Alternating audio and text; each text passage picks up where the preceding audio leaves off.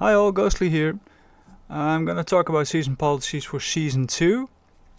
Explain a few things, a couple of things that are necessary for you guys to know going forward. So let's see. The first thing I want to do is go all the way to the back to this one, administrative excellence.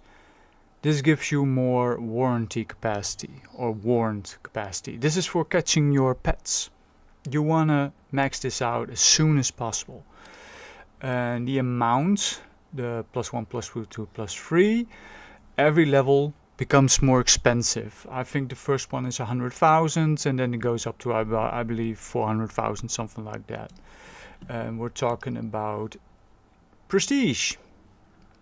I'll talk about a little bit later on how you get prestige, but the first thing you want to do is basically max everything until you can go to the next tier. So you start with this and this one, then you go to these 4, then you go to one of these, I'll explain that in a moment, then you go to this one, then you need these 2, these 4, then you go to this one, again I'm gonna explain this also a little later, then we go to this one, explain it a little later, and we go to these 4, I'll explain this also a little later, this one also, and then we go to these 4, and then we get to the administrative.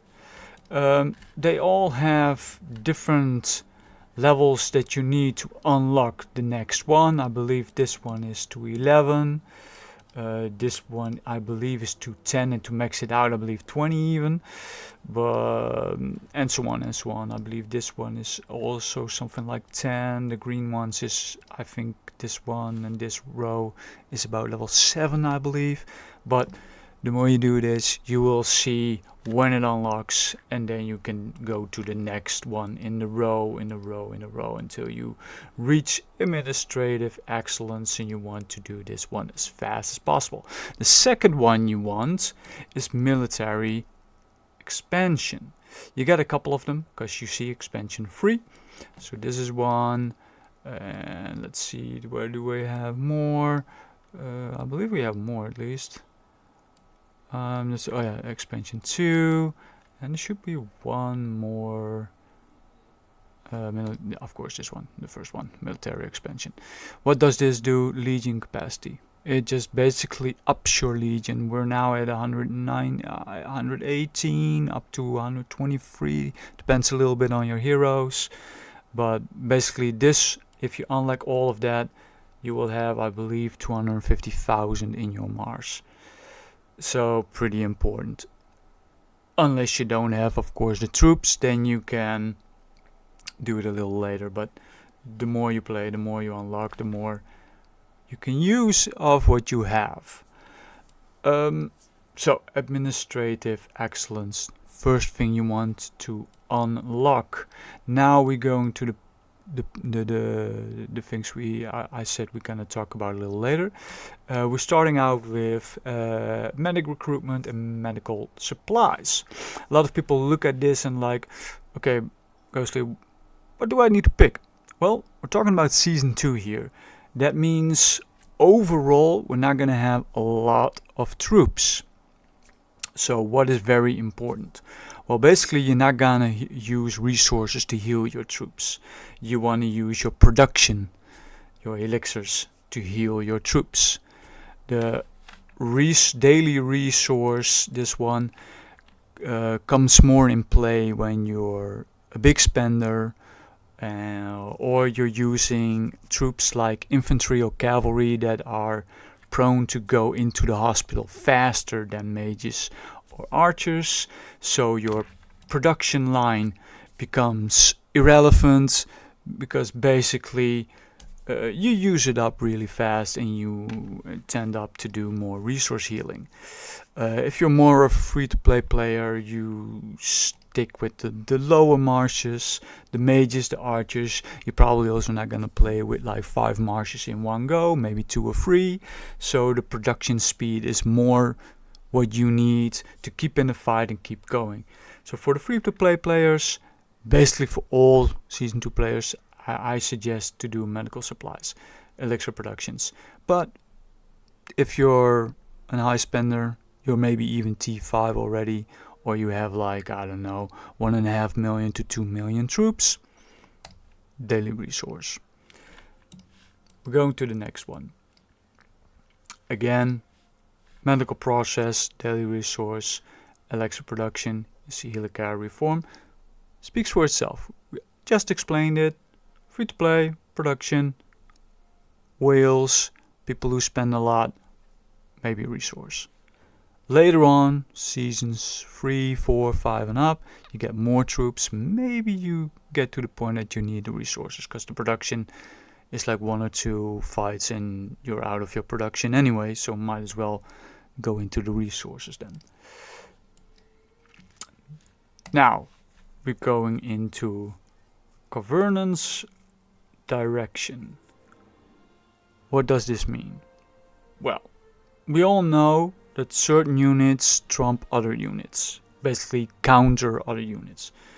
So if you're a marksman player, you will have to fight probably mages or infantry or cavalry, stuff like that.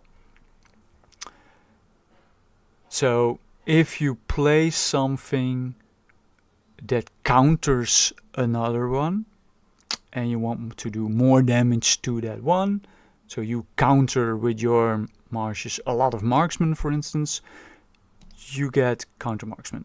Why? Because you do more damage to marksmen, to the archers. Mages, same thing. If you have a lot of battles that you constantly have to kill mages, you pick counter magic, so you do more damage to mages. The other one is of course for infantry and cavalry. But for this one, I always say to people, take infantry, because infantry is what every unit is gonna kill the most, and it's in wars very important to kill the infantry to get to the back lines, the mages, the archers, and maybe even the cavalry. Not a lot of players play cavalry, so therefore countering cavalry is not as high valued as infantry. So honestly, especially if you play archers and mages, pick infantry. The other one, long range warfare or couriers. Rush, honestly pretty simple. Long range makes your marksman equal to magic units in the sense of range warfare. So basically pick this one. The other one is for cavalry. If for some reason you're a cavalry player, pick this one. Pretty self-explanatory. Let's go to the other two. This one, we already touched on it. Daily resources, daily and elixir production. Pick production if you're a free-to-play player. Resources if you are a higher player and you know your production is not gonna keep up and you need resources more and more. Same thing for this one. Resource healing or production. You pick production for free-to-play. This is basically season policies in a nutshell. I'm not going to explain every single node. They're pretty explanatory themselves. Now up how to get prestige. Well, you get them by doing Darklings, technology, forts, some in the stores, and the behemoths. You need to do basically everything PvE wise, player versus environment. You get prestige points. I don't know if I can show you that. I don't think so, because I'm not with this one currently into the season. So no, I don't see it. But basically on the side of it, you will see the amount of prestige that you get from it. And that's how you get the points. And you use the points to level everything up. You can also use gems to do it instantly if you want. And I believe even speed ups work on this, but don't pin me on that. I'm not 100% on that. But at least you can use gems if you like. There's also a reset availability. You can do it once. After the reset, there is a 30-day cooldown on it, so basically you can only use it once. If you messed up, you did something wrong, you can do a reset on your policies, fix the mistake, and be done with it. Most of the time, if you're an active player, couple weeks into the season, you will have most of this done. So don't worry too much about that. Even if you make a little mistake, it will correct itself. So to summarize, for the pets, get this one ASAP, as soon as possible.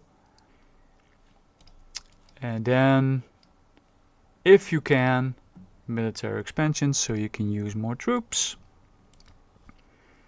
And make the correct decisions on the medical stuff.